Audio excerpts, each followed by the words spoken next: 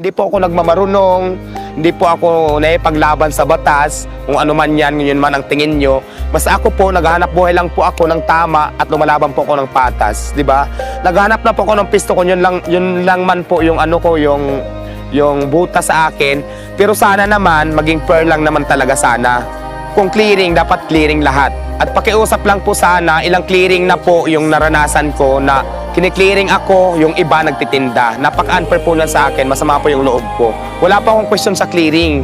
Ang sa akin lang po sana, pag nag-clearing, sana maging fair naman po kayo. Kasi napapansin ko talaga, ako talaga lagi yung pinunteriya, dito sa lugar na to para sa mga clearing. Ito hindi ako sinasabi ko lang po na parang napaka-unfair naman.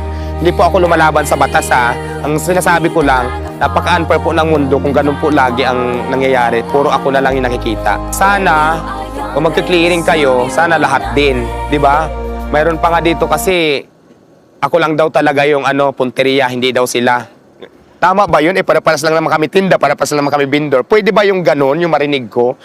Di ba na ako lang ang punteriya, hindi naman talaga sila. Para-paras tayo dito vendor sa lugar na to, isang lugar lang din tayo. Napaka-unfair po nun. Which is nakikita ko din naman talaga na halos wala ka namang ginagawang masama. Lahat na ng discrimination na sa akin na, alam mo yung, nilalaban ko yung sarili ko.